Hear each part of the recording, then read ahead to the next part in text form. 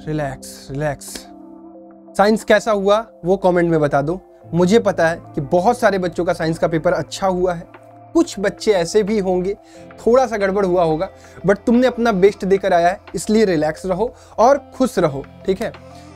Science के paper में 13-14 chapter थे, बहुत ज्यादा बड़ा सिलेबस नहीं था, बट अब जो एग्जाम आने वाला है सोशल साइंस थोड़ा सा लेंदी है, मेहनत ज्यादा करनी पड़ेगी, बट मैं हूं ना, स्ट्रेटजी ऐसी बताने जा रहा हूं और चीजें ऐसी बताने जा रहा हूं कि अगर तुम ब्लाइंडली मेरी बातों को फॉलो करते हो तो अगले 4 दिनों में तुम अपने आप को चेंज होते हुए देख पाओगे। वो चीजें जो मैं कहूंगा और जैसे कहूंगा तुम्हें वैसे ही करना है। तुम्हारा सिलेबस भी पूरा होगा, तुम्हारा रिवीजन भी होगा और तुम्हें आंसर्स लिखने आएगा, क्योंकि तुम इस बात को समझ चुके होगे कि केवल वीडियोस देखने से तुम आंसर्स नहीं लिख पाते हो। एग्जाम हॉल में अगर तुम्हारे दिमाग में आंसर्स घूम रहे होते हैं बट अगर तुम लिख नहीं पाते हो, इसका मतलब दिक्कत कहां पे है? तुमने आंसर राइटिंग की प्रैक्टिस नहीं की है। तो वो आपको वो बातें आपको मैं इस वीडियो में बताने वाला हूं, तो मेरी बातें ध्यान से सुनना और उसको ब्लाइंडली फॉलो करना। देखो, तुम्हें 98% चाहिए, मुझे पता है। साइंस अच्छा हुआ है, मैथ्स अच्छा होगा, हिंदी और इंग्लिश भी अच्छा हुआ है, बट सोशल कैसे अच्छा होगा? आराम नहीं करना है, ये ऊपर सेंटेंस लिखा हुआ है, बट मैं तुमसे कहूंगा कि रिलैक्स रहो, रिलैक्स होते हुए काम करना है, ठीक है। आराम नहीं करना है, क्यों? क्योंकि सिलेबस लंबा है। सिलेबस में क्या क्या चीजें पूछी जानी है आपके स्क्रीन पर दिखाई दे रही है और तुम 20 बार सिलेबस को देख चुके हो। सोशल में 4 चैप्टर, हिस्ट्री में 4 चैप्टर हैं, ज्योग्राफी में 4, 3, 7 हैं, जिसमें से एक में केवल मैप वर्क आने वाला है, पॉलिटी में 5 चैप्टर हैं और इकोनॉमिक्स में 3.5 चैप्टर हैं। कुल मिलाकर 19-20 चैप्टर हैं और 4 दिन तुम्हारे पास है, बट आज का भी दिन तुम्हारे पास है। जिस दिन तुम एग्जाम देकर आए हो, अगर उस दिन वीडियो देख रहे हो, बाद में देख रहे हो, तो जो भी डेट तुम्हारे पास बचे हुए हैं उसी में तुम्हें काम करना है। कैसे काम करना है, मेरी बात ध्यान से सुनो। पेपर को समझ के काम करना है। पेपर कैसा आने वाला है ये तुम्हें पता होना चाहिए। देखो, पेपर आने वाला है, एमसीक्यू बेस्ड भी आएगा, वेरी शॉर्ट आंसर टाइप भी आएगा, शॉर्ट आंसर टाइप भी आएगा, लॉन्ग भी आएगा, केस बेस्ड आएगा और मैप आएगा। यानी इससे भी पता चल रहा है कि पेपर लंबा आएगा। कैसे करना है वो प्रेजेंटेशन वाली वीडियो में बताऊंगा। टॉपर कैसे लिखते हैं वो टॉपर वाली वीडियो में बताऊंगा। यहां पर तुम्हें बताऊंगा कि 4 दिन में कैसे काम करना है। देखो, एमसीक्यू के क्वेश्चन है 20, वेरी शॉर्ट है 4, शॉर्ट है 5 और लॉन्ग है 5, 5, 5, 10, 4, 14 आंसर्स बड़े बड़े लिखने हैं। केस बेस्ड इसमें ऑप्शनल भी हो सकते हैं, लिखने वाले भी हो सकते हैं, वो तुम्हें सीबीएसई के सैंपल पेपर में पता चल जाएगा। 5 नंबर का तुम्हारा मैप आने वाला है। अब इस बात को समझो कि 20 नंबर अगर एमसीक्यू के आने वाले हैं तो तुम्हें चैप्टर्स को क्लियरली समझ में आने के साथ साथ हर एक छोटी पॉइंट्स वाली बात पता होनी चाहिए। यानी तुम्हारी रीडिंग बहुत अच्छे तरीके से होनी चाहिए।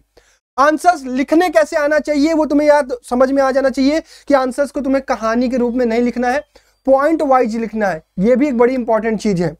उसके बाद केस बेस्ड क्वेश्चन कोई अलग चीज नहीं होती है। केस बेस्ड क्वेश्चन जैसा तुम पढ़ते आ रहे हो उसके लिए कोई अलग प्रिपरेशन नहीं करनी है, उसी में से चीजें पूछी जाएंगी। मैप वर्क डिफाइंड होता है कि यही चीज पूछा जाएगा।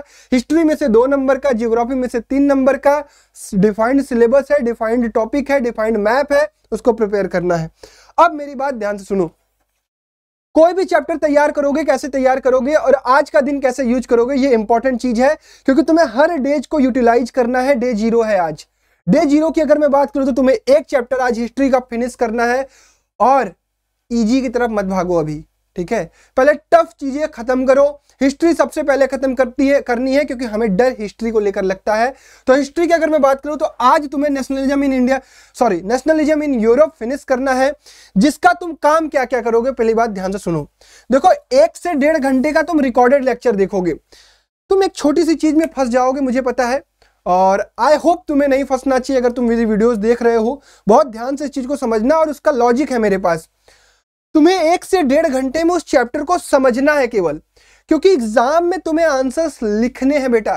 किसी को जाकर कहानी नहीं सुनानी है, ठीक है, कि तुम्हें कोई कहानी सुना गया और तुम जाकर उसे कहानी सुना जाओगे आंसर्स के रूप में। नहीं, तुमने चैप्टर को समझा। क्या तुम अब एनसीईआरटी पढ़ोगे? क्या तुम्हारे पास इतना टाइम है एनसीईआरटी पढ़ने का? नहीं, एनसीईआरटी रीडिंग की टाइम नहीं है। सामने एनसीईआरटी रखी हुई होगी, कुछ इंपॉर्टेंट चीजें देखनी होगी, देख लोगे। काम तुम्हें क्या करना है? पढ़ना क्या है भैया? हमें अपना हैंड रिटन नोट्स पढ़ना है। अगर तुम्हारे खुद के बनाए हुए हैं तो तुम अपना वाला पढ़ोगे, नहीं बनाए हुए हैं तो किसी भैया और दीदी का तुमने डाउनलोड कर लिया होगा। बिल्कुल अच्छे नोट्स होते हैं, उन्हें डाउनलोड करके यूज करो। उसके बाद सबसे इंपॉर्टेंट चीज है क्वेश्चन आंसर की रीडिंग और उसकी राइटिंग प्रैक्टिस। भैया इतना टाइम नहीं है कि हमारे सवाल के आंसर्स लिख पाए, बिल्कुल मुझे पता है, बट तुम्हें रीडिंग करनी है क्वेश्चंस के आंसर्स की, कि एक पॉइंट में क्या लिखा गया है, 2 पॉइंट में क्या लिखा गया है, और इसके साथ ही साथ वो इंपॉर्टेंट वर्ड्स, वो इंपॉर्टेंट कीवर्ड्स जो एग्जाम में तुम्हें पुट करने हैं वो तुम्हें याद करना होगा। इस चीज का तुम्हें ध्यान रखना है कि ये सबसे इंपॉर्टेंट चीज है, इससे भी ज्यादा ये इंपॉर्टेंट चीज है। इसके बाद प्रीवियस ईयर क्वेश्चंस को जरूर एक बार देख लेना कि इस चैप्टर का, जो भी चैप्टर कर रहे हो, ये एक फॉर्मेट बता रहा हूं कि किसी भी चैप्टर को तैयार तुम किस प्रकार से करोगे। तो अब तुम क्या करोगे, प्रीवियस ईयर क्वेश्चंस की भी रीडिंग कर लोगे, तुम्हें सारी चीजें पता चल जाएंगी। अब इंपॉर्टेंट चीज मैंने यहां पर देखो एक लिखी है, ये तुम्हें कोई नहीं करने को कहेगा, सब तुम्हें बस बताएंगे और कहेंगे कि ये कर लो वो कर लो। दो क्वेश्चन शॉर्ट वाले और 3 क्वेश्चन लॉन्ग वाले तुम्हें लिखने हैं। 30 मिनट के अंदर ये 5 क्वेश्चन राइटिंग प्रैक्टिस करनी है ताकि तुम्हें उस चैप्टर का आंसर्स लिखने आ जाए। अगर नहीं लिखने आएगा तो दिक्कत हो जाएगी। हिस्ट्री के किसी भी चैप्टर को तुम्हें 3 से 4 घंटे में खत्म करने हैं।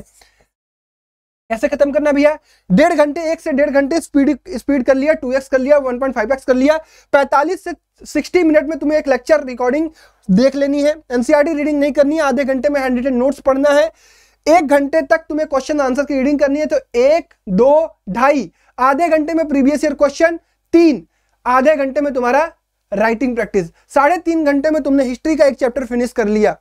और तुम्हें ध्यान से समझना पड़ेगा कि अगर ये तुम प्रोसेस नहीं फॉलो करते हो तो तुम आंसर्स नहीं लिख पाओगे, समझ लो।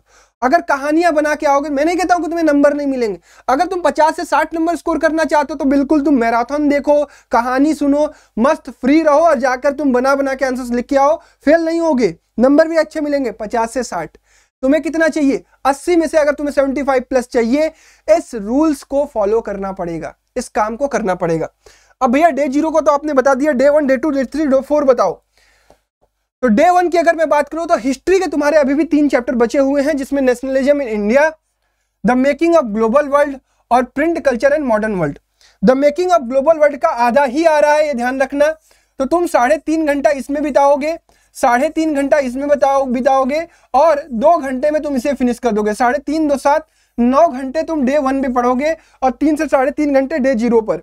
अब डे 1 तुम्हारा पहला है, तुम्हें अभी भी जानते हो अभी वो एनर्जी नहीं आती है, क्योंकि अभी 3 दिन 4 दिन तुम्हें दूर पेपर लगता है। लेकिन जैसे जैसे पेपर पास में आएगा मैं वैसे वैसे कहूंगा कि मेहनत बढ़ाओ, ठीक है। तो डे 2 की अगर मैं बात करूं तो ज्योग्राफी तुम्हें फिनिश करनी है और कंप्लीट पूरी फिनिश करनी है। देखो हिस्ट्री में 3 से 3.5 घंटे लग सकते थे, बट ज्योग्राफी के किसी भी चैप्टर को फिनिश करने के लिए तुम्हारे पास 2 से 2.5 घंटे से ज्यादा नहीं है। 2 से 2.5 घंटे में तुम्हें चैप्टर का वो ही प्रोसेस फॉलो करना है जो हिस्ट्री के एक चैप्टर के लिए बताया है, वो हर चैप्टर के लिए फॉलो करना है ताकि तुम आंसर्स की राइटिंग कर पाओ। तो इस दिन तुम्हें सारे के सारे डे 2 के दिन आपको सारे के सारे चैप्टर फिनिश करने हैं, क्योंकि इस वाले में केवल और केवल मैप वर्क आएगा। इसकी पीडीएफ मिल जाएगी, परेशान मत हो। @रैंकर्स बोर्ड्स पर चले जाओ, टेलीग्राम चैनल है हमारा, ये पीडीएफ डाल दे रहा हूं, वहां पर ये सारी चीजें लिखी हुई मिल जाएंगी तुम्हें। ध्यान से अभी सुन लो, डे 2 के दिन तुम्हें ये सारी चीजें फिनिश करनी है। डे 3 की अगर मैं बात करूं तो अभी तुम्हारे पास इतना टाइम है कि तुम आराम से पॉलिटी का हर चैप्टर फिनिश कर सकते हो। पॉलिटी ज्योग्राफी से थोड़ी सी डिफरेंट होती है, तो तुम्हें थोड़ी सी समस्या अगर आती है तो इसलिए मैं कहता हूं कि इसके लिए तुम 2.5 घंटे मिनिमम ले लो, ठीक है।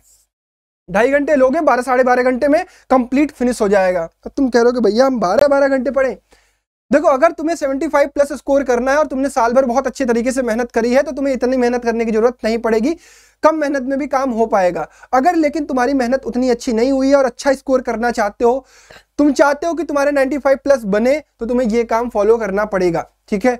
अब इसके बाद आखिरी दिन की अगर मैं बात करूं तो डे 4 की अगर मैं बात करूं तो तुम्हारा इकोनॉमिक्स बचता है। इकोनॉमिक्स में तुम्हारे पास डेवलपमेंट है, सेक्टर्स ऑफ इंडियन इकोनॉमी है, मनी एंड क्रेडिट है और ग्लोबलाइजेशन का केवल ग्लोबलाइजेशन वाला पार्ट है और फैक्टर वाला क्वेश्चन आएगा।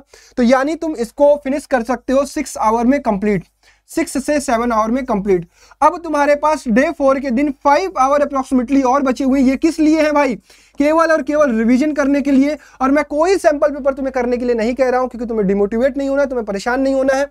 तुम्हें अब केवल और केवल रिवीजन करना है और बार बार क्वेश्चन आंसर की रीडिंग करके ही रिवीजन करना है, या फिर तुम्हारे पास कुछ शॉर्ट नोट्स पड़े हुए हैं तो उनकी रीडिंग करनी है, यानी हैंड रिटन नोट्स और क्वेश्चन आंसर की रीडिंग करते हुए तुम अपना काम करोगी। अगले दिन जिस दिन तुम्हारा पेपर है, तुम्हारा पेपर अगर है तो मॉर्निंग में अगर तुम रिवाइज करना चाहते हो तो रिवीजन के लिए तुम सेल्फ रिवीजन कर सकते हो, और ये ज़्यादा नहीं करना है, तुम्हें 1 से 2 घंटे ही करना है। और एग्ज़ाम अगर तुम्हारा चाहे जितने बजे तुम सेंटर की तरफ जाते हो, 7 बजे के बाद तुम्हें नहीं पढ़ना है। तुम्हें अपने माइंड को रिलैक्स रखना है, क्योंकि तुमने इतनी चीज़ें अपने दिमाग में डाली हैं, उसको रहने दो, उसको एग्ज़ाम में जाकर निकालना। ठीक है, तो ये सारी चीज़ें तुम्हें मैंने बता दी कि अगले 4 दिनों के लिए तुम कैसे काम करोगे। उम्मीद करता हूं कि तुम्हें चीज़ें समझ में आ गई होंगी। क्वालिटी ऑफ कंटेंट लेक्चर तुम्हारे पास अवेलेबल है यूट्यूब पर। आई नो कि बच्चे भी जानते हैं कि सबसे अच्छा सोशल साइंस कौन पढ़ाता है, तो go and watch the lectures of Digraj sir. ठीक है, रिकॉर्डेड लेक्चर देखना, मैराथन के चक्कर में मत पढ़ना। मैराथन उन्हें देखना है जिसे लगता है कि भैया बस मुझे कहानी सुन के जाना है और कुछ ना कुछ लिखकर आ जाना है, वो देखें। जो वेल प्रिपरेशन करना चाहते हैं, जो कोई भी गलती नहीं करना चाहते, वो ध्यान देंगे कि जो प्रोसेस आपको बताया है और जो कंटेंट यूज करने के लिए बताया है, रिकॉर्डेड लेक्चर उनकी प्लेलिस्ट बनी हुई है, 22-23 वीडियोज हैं, वही वीडियोज तुम्हें हेल्प करेंगी। बस यही कहना चाहूंगा। ठीक है, बाकी चैनल पर और भी स्ट्रेटजी से रिलेटेड और भी कंटेंट तुम्हारे पास आती रहेंगे, तो मेक श्योर सब्सक्राइब करके रखिएगा। मिलते हैं नेक्स्ट वीडियो में, तब तक के लिए जय हिंद।